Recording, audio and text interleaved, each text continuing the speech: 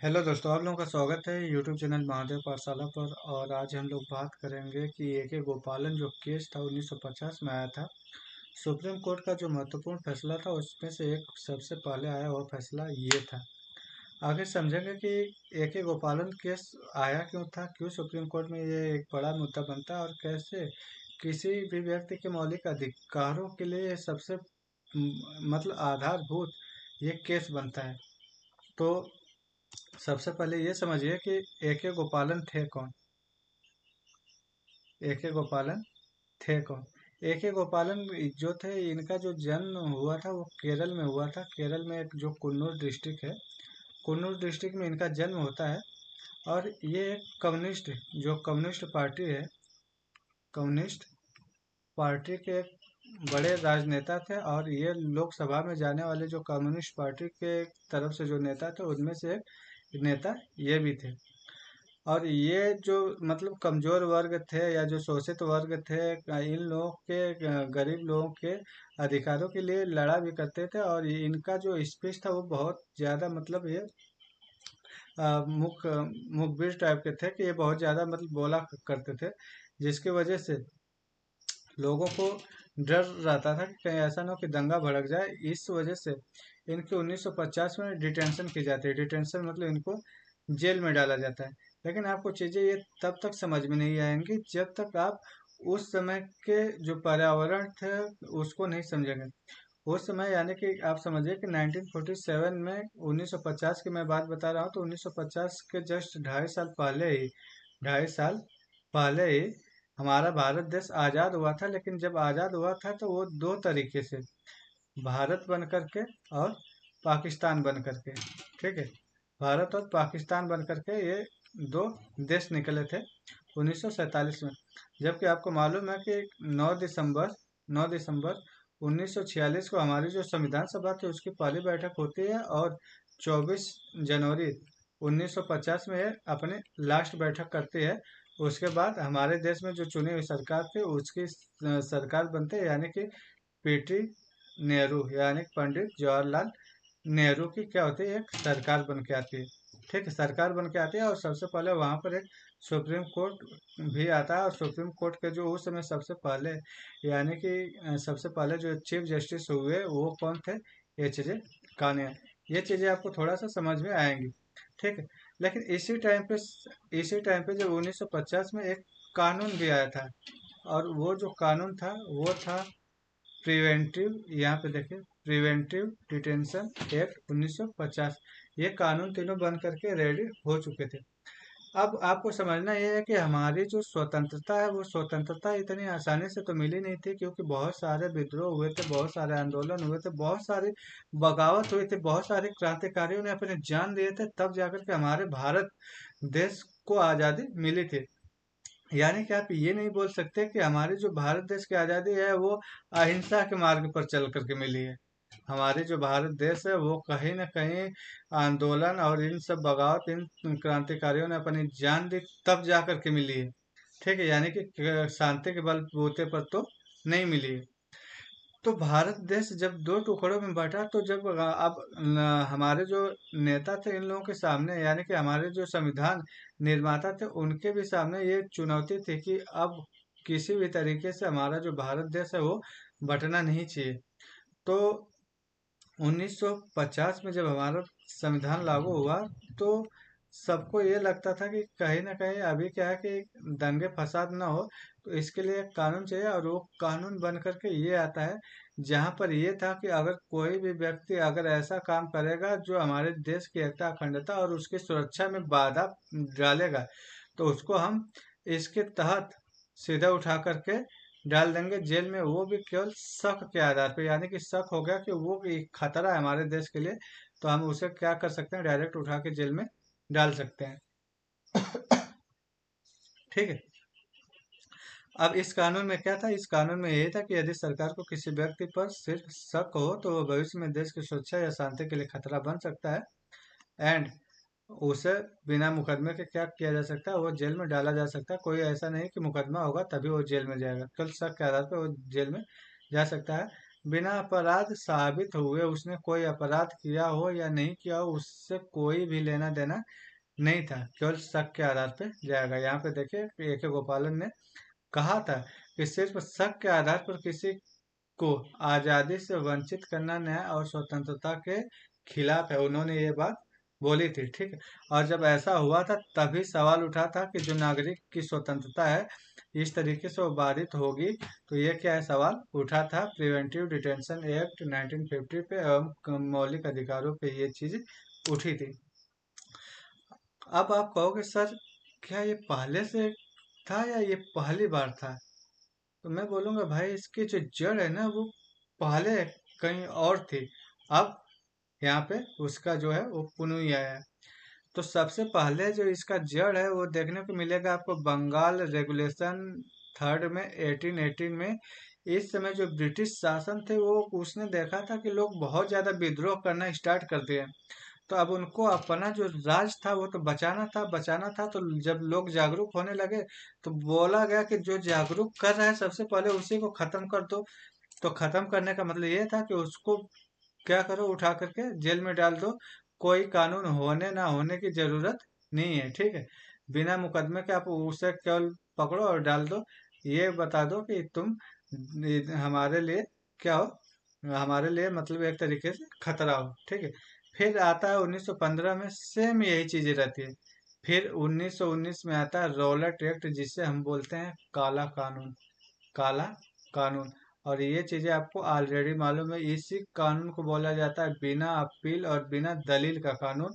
1919 में ये आया था और इसी के लिए विद्रोह चल रहा था, जबकि इसी के एवज में 13 अप्रैल 1919 को एक सबसे बड़ा जो हत्याकांड होता है वो था जलियांवाला हत्याकांड, ठीक है। इसमें क्या था, बिना मुकदमे के आप लोगों को गिरफ्तार कर सकते हैं, हम नजर बंद करने का अधिकार था, इसमें आप अपील कर ही नहीं सकते भाई। और प्रेस एवं जो बैठक थी उसको भी क्या कर दिया गया था, उसको सीमित कर दिया गया था, यानी कि उसके ऊपर रोक लगा दी गई थी। इन्हीं सब चीजों के लिए एक और वर्नाकुलर प्रेस एक्ट भी आया था, जहां पर जो प्रेस था उन पर क्या किया गया था, पाबंदियां लगाई गई थी। क्यों? क्योंकि लोगों को इस जो उस समय की ब्रिटिश सरकार थी उसको डर था कि लोग क्या हो रहे हैं, जागरूक हो रहे हैं, जागरूक होंगे तो फिर हमारे लिए खतरा बनेंगे और हमारी जो राजकाज है उस पर क्या होगा, ये खतरा बनेंगे, ये अपने अधिकारों की मांग करेंगे। फिर 1950 में आता है प्रिवेंटिव डिटेंशन एक्ट, ये वही वाला कानून है जो मैं अभी जिसके बारे में बात कर रहा हूँ।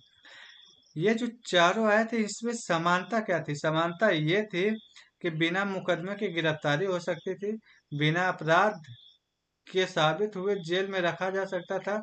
जो व्यक्तिगत स्वतंत्रता है, यानी कि आपको संविधान ने एक मौलिक अधिकार दिया है ना कि आप कहीं पर भी स्वतंत्रता से घूम सकते हैं, आपको कोई रोकने टोकने वाला नहीं है, आप सभा कर सकते हैं शांति से, आप घूम सकते हैं, आप कुछ भी बोल सकते हैं, ठीक है। लेकिन जब ये कानून है तो इस कानून में आपकी क्या है, जो व्यक्तिगत स्वतंत्रता है, यानी कि आपके बोलने का अधिकार, आपके घूमने का, छोड़िए बोलने का तो छोड़ दीजिए, आपके घूमने का अधिकार बाधित हो रहा है भाई। तो ये क्या है, इन सब में आपके घूमने का जो अधिकार है, मतलब आपका जो स्वतंत्रता का अधिकार है वो क्या हुआ, राज्य के नियंत्रण में चला गया। फिर जो सरकार है उसको क्या है, उसको मनमाना अधिकार मिल गया कि उसका मन किया कि आज राजू को उठा के डालना है, राजू को उठा के डालेगा, कल मन किया कि राकेश को उठा के डालना है तो राकेश को डालेगा, तो जो जिसको मन करेगा वो डाल देगा।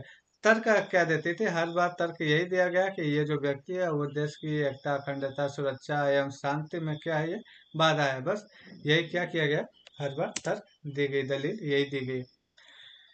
अब कोर्ट में क्या बात हुई, कोर्ट में जब एक गोपालन क्या है कि जब मद्रास हाई कोर्ट ने इनके खिलाफ ये केस किया था तो उसके बाद ये जाते हैं डायरेक्ट, क्योंकि एक मद्रास हाई कोर्ट ने तो ये एक ऑर्डर की तरीके से था, ये इसको माना था, किंतु ये जो कानून था वो तो इंडियन गवर्नमेंट यानी कि जो भारत सरकार था उसके द्वारा लाया हुआ था ना। ये मद्रास हाई कोर्ट ने, मद्रास ने तो केवल इसको माना था, यानी कि इसके आधार पर इसको इनको क्या किया था, गिरफ्तार किया था। तो अब ये क्या काम करता है कि आपको मालूम है कि हमारी जो संविधान है वो अनुच्छेद 32 का प्रावधान है, और अनुच्छेद 32 के तहत आपके मौलिक अधिकारों का हनन होता है, तो आप अनुच्छेद 32 के तहत सुप्रीम कोर्ट जा सकते हैं और 226 के तहत कहाँ जा सकते हैं आप, हाई कोर्ट जा सकते हैं, तो जाइए। क्योंकि ये एक राजनेता थे तो इन्हें सब चीजें मालूम थे, तो ये डायरेक्ट जाते हैं सुप्रीम कोर्ट और सुप्रीम कोर्ट में जाकर के अपना तर्क देते हैं। पहला तर्क ये देते हैं कि कानून ऐसा होना चाहिए जो निष्पक्ष हो और न्याय संगत हो। ठीक है, ये इनका पहला तर्क है कि कानून जो है वो हमारे लिए बना तो न्यायपूर्ण होना चाहिए और निष्पक्ष होना चाहिए, किसी के दबाव में नहीं होनी चाहिए। दूसरा ये कि केवल सरकार ने कानून बना दिया इसलिए वो सही नहीं हो जाता। इन्होंने बोला कि जो संसद है उसने केवल कानून बनाया, इसका मतलब ये नहीं कि उसने कानून सही बनाया। ये इनका दूसरा था। तीसरा ये देते हैं कि अगर कानून मनमाना, अन्याय और भेदभावपूर्ण हो तो उसके आधार पर किसी की आज़ादी छीनना संविधान के अनुच्छेद 21 का उल्लंघन है। ठीक है, ये बोलते हैं कि कानून अगर ऐसा बना दिया है जो सही नहीं है और उसके तहत आप, यानी कि गलत कानून के तहत जाकर के आप किसी के जीवन जीने के अधिकार को अगर आप छीन रहे हैं तो कहीं ना कहीं उसका क्या है, अनुच्छेद 21 का उल्लंघन है। ये इनका तीसरा तर्क था। और चौथा तर्क क्या है, चौथा तर्क ये देते हैं कि विधि का मतलब है सिर्फ कानून अस्तित्व करता है, ये विधि का मतलब नहीं है, बल्कि कानून ऐसा अस्तित्व करना चाहिए जो न्याय संगत हो, निष्पक्ष हो और उचित हो। ठीक है। अब सरकार आती है तो सरकार कहती है कि भाई देखो, संविधान में साफ साफ लिखा है कि विधि के द्वारा स्थापित प्रक्रिया, यानी कि कानून द्वारा स्थापित प्रक्रिया होना चाहिए। तो आप कानून में प्रिवेंटिव डिटेंशन एक्ट 1950 ये था, और इसके तहत मैंने तुम्हें क्या किया, गिरफ्तार किया। ये तो एक वैलिड पॉइंट निकल के आती है। ठीक है। दूसरा तर्क ये देते हैं, तो कोर्ट को बस यह देखना है कि पुलिस ने उस कानून के हिसाब से गिरफ्तारी की है या नहीं। यानी कि ये जो सरकार है वो बता रही है किसको, सुप्रीम कोर्ट को बता रही है कि सुप्रीम कोर्ट का काम क्या है। सुप्रीम कोर्ट का काम केवल ये है कि जो पुलिस है वो कानून के हिसाब से इनको गिरफ्तार किया है या नहीं, ये कौन बता रहा है, सरकार बता रही है। ठीक है। यानी कि सुप्रीम कोर्ट इतना क्या है, वो क्या हो गया, बेबस दिखाई दे रहा है। ठीक है। कानून अच्छा है या बुरा है यह देखना कोर्ट का काम नहीं है। अभी भी सुप्रीम कोर्ट को ये चीजें बताई ही जा रही है, अभी भी यहाँ पे कोर्ट क्या है वो बेबस नजर आ रहा है। ठीक है। लास्ट में है कि कोर्ट को कानून की वैधता या उसकी बुद्धिमत्ता पर, कोर्ट को कानून की वैधता या उसकी बुद्धिमत्ता पर नहीं बल्कि प्रक्रिया की वैधता पर ध्यान देना चाहिए। ये सरकार ये तर्क दे रही है कि हमने, यानी कि संसद खुद को सबसे ऊंचा दिखाना चाह रही है कि हमने कानून कैसा बनाया है कैसा नहीं, इस पर चर्चा करने के बजाय कोर्ट, सुप्रीम कोर्ट केवल ये देखे कि जो प्रक्रिया है वो कानून के तहत पालन की गई है या नहीं, ये चीजें देखे। देख रहे किस तरीके से एक चीजें सही करके बाकी जो तीन तरीके हैं, उस पे सुप्रीम कोर्ट पे साफ साफ क्या दबाव बनाने की कोशिश की जा रही थी, किंतु सुप्रीम कोर्ट जो थी वहां पर क्या है, बेबस दिखाई दे रही है, यानी कि ये कुछ बोल ही नहीं रही है। ठीक है। अब जब आगे चलते हैं तो सुप्रीम कोर्ट का फैसला क्या आता है वो देखते हैं। सुप्रीम कोर्ट का फैसला आता है कि ए के गोपालन को प्रिवेंटिव डिटेंशन एक्ट 1950 के तहत गिरफ्तार किया गया था और उन्होंने इसे अपने मौलिक अधिकार, क्योंकि मौलिक अधिकार हमारा जो है वो अनुच्छेद 21, 22, 19 और 19 और 14 का इन्होंने बोला कि ये क्या है, उल्लंघन है। किस किस का, 14, 19, 21 एंड 22 का उल्लंघन। 24 क्या है कि समानता के अधिकार की बात करता है, यानी कि कानून के समक्ष सभी लोग क्या है, समान है। दूसरी बात ये बोलते हैं कि ये स्वतंत्रता की, स्वतंत्रता, सब लोग क्या है, स्वतंत्र है, यानी कि स्वतंत्रता का अधिकार है सबको। कोई भी व्यक्ति वाक एवं अभिव्यक्ति की, उसको आजादी, कहीं पे घूमने फिरने की, कहीं पे जमीन लेने की, कुछ भी करने की, शांतिपूर्ण तरीके से सभा करने की उनको क्या आजादी है। ठीक है। अनुच्छेद 21 में ये कहा गया है कि अनुच्छेद 21 में कहा गया है कि किसी भी व्यक्ति को गरिमा, गरिमा के साथ जीने की क्या है, आजादी है। ठीक है। अनुच्छेद 22 में कहा गया है कि किसी भी व्यक्ति को विधि द्वारा, विधि द्वारा स्थापित प्रक्रिया से उसको क्या किया जा सकता है, डिटेन किया जा सकता है, यानी कि उसका जो जीने का अधिकार है वो छीना जा सकता है। इसमें क्या किया गया है कि अगर आप किसी भी व्यक्ति को, अगर आप जेल में डाल रहे हैं या गिरफ्तार कर रहे हैं तो पहली बात कि उसे बताएंगे कि रीजन क्या है, क्यों उसे आप गिरफ्तार करें। दूसरी बात ये कि अगर व्यक्ति गिरफ्तार हुआ तो वो अपना वकील रख सकता है, क्या कर सकता है, वकील रख सकता है। और थर्ड ये कहा गया कि 24 आवर्स यानी कि 24 घंटे के अंदर अंदर आपको जो डिस्ट्रिक्ट मजिस्ट्रेट है ना, उसको उसके पास क्या करना पड़ेगा, उसके पास आपको लेकर के जाना पड़ेगा। ठीक है, ये तर्क दिया जाता है। जब ये तर्क दिया जाता है, ये अनुच्छेद 22 में ऐसा कहा गया है, तो गोपालन का तर्क मैंने आपको बता दिया और ये सरकार का तर्क था। ये सरकार का तर्क था। अब सुप्रीम कोर्ट अपना फैसला देती है और कहती है, सुप्रीम कोर्ट क्या बोल रही है। सुप्रीम कोर्ट का मतलब आप समझिए कौन, एच जे कानिया जी, जो सुप्रीम कोर्ट के पहले न्यायाधीश हैं, एच जे कानिया, वो क्या बोल रहे हैं, वो बोल रहे हैं कि संसद सर्वोपरि है। सर्वोपरि का मतलब संसद ने जो कानून बना दिया वही क्या है, वही कानून जो है वो लागू रहेगा। वो कानून जनता के लिए सही है या नहीं है, कठोर है, लचीला है, क्या, उसका कोई मतलब नहीं है। जो कानून बना वो कानून सही है, उसमें कोर्ट कुछ नहीं कर सकती। संसद को सर्वोच्च सर्वोच्च माना गया है। ठीक है। उसके बाद दूसरा है कि संकीर्ण व्याख्या करता अनुच्छेद 21 का, यानी कि जो जीवन जीने का अधिकार है उसकी थोड़ी मोड़ी हल्की से व्याख्या करता है और ज्यादा उस पर कुछ बोलते नहीं। तीसरा है कि बात बोलते हैं कि जो अनुच्छेद 19 है, यानी कि जो स्वतंत्रता यानी कि अभिव्यक्ति की आज़ादी है उसकी, और जो अनुच्छेद 21 है जहाँ पर जीवन जीने के अधिकार की बात की गई है, इन दोनों को जो सुप्रीम कोर्ट है वो बोलता है कि ये दोनों जो बातें क्या है वो अलग अलग है। ठीक है, इनको एक साथ रख करके नहीं देखा जा सकता। यानी कि सुप्रीम कोर्ट ने सरकार की बात को सही माना और जो गोपालन की याचिका थी उसको क्या किया, धीरे धीरे मतलब उसको एक तरीके से खारिज ही कर दिया। यह फैसला आगे चलकर 1960 और 1970 के दशक में मौलिक अधिकारों की जो व्यापक व्याख्या है उसकी पृष्ठभूमि यानी कि आधार बन जाता है। और केशवानंद भारती जो कि 1973 में आए थे, जबकि मेनका गांधी जो कि 1978 में आता है, उन सबका ये आधार बनता है। ठीक है, तो आप ये समझिए कि मेनका गांधी यानी कि 1978 में जो मेनका गांधी है ना, उनमें सुप्रीम कोर्ट ने अपने ही फैसले को, जहाँ पे बोला था कि सुप्रीम कोर्ट ने बोला था कि जो पार्लियामेंट है इसने कोई भी कानून बना दिया, चाहे वो उचित हो उचित हो या नहीं हो, नहीं हो, कठोर हो या लचीला हो, चाहे जैसा भी हो, किसी भी तरीके का कानून बना दे, ये कानून क्या है वो सही माना जाएगा, उसमें सुप्रीम कोर्ट कुछ भी नहीं कर सकती। लेकिन मेनका गांधी वाले मामले में फिर सुप्रीम कोर्ट अपने ही चीज को बदलती है और कहती है कि जो कानून है वो, जो कानून है, पहली बात कि वो निष्पक्ष होनी चाहिए, यानी कि सबके ऊपर होनी चाहिए, निष्पक्ष होनी चाहिए। दूसरी बात ये है कि ये न्याय संगत होनी चाहिए, न्याय संगत होनी चाहिए।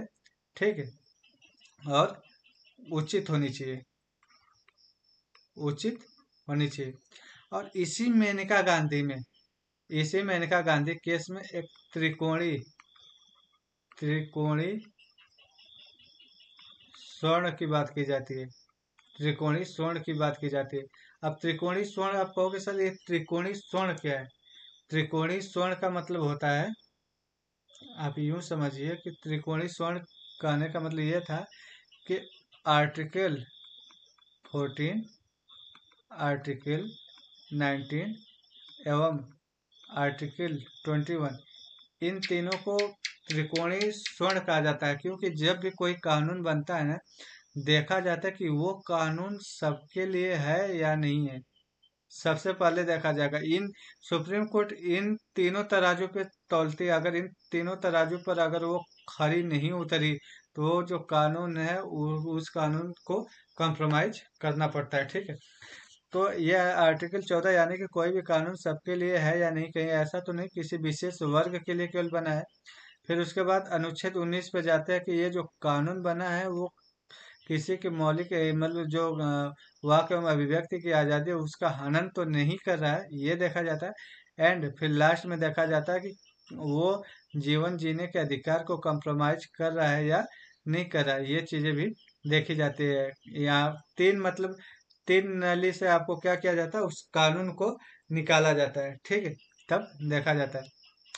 इसी में कहा गया कि जो मानवीय गरिमा है यानी कि जो जीवन जीने का अधिकार है उसका थोड़ा सा विश्लेषण किया जाता है और कहा जाता है कि जो आर्टिकल 14 है, 19 है एवं 21 है, ये तीनों एक साथ है, अलग अलग नहीं देखा जा सकता, क्योंकि गरिमा तभी मिल सकती है जब समाज में समानता हो, यानी कि सभी लोग समान हो, तभी आपको क्या है गरिमा मिल सकती है। और गरिमा तभी मिलेगी जब आपको अपनी बात रखने की क्या हो, आजादी हो। यानी कि आप अपनी बात अगर रख ही नहीं पा रहे तो काहे का समानता, और काहे का समानता अगर नहीं है तो फिर काहे की आपको गरिमा मिलेगी। ठीक है, तो आई होप कि आपको ये वीडियो अच्छी लगी हो, आपको समझ में आया हो। अगर समझ में आया तो आप इस वीडियो को थम्स अप जरूर दीजिएगा, और इससे लाइक करिएगा, सब्सक्राइब करिएगा और शेयर कीजिएगा।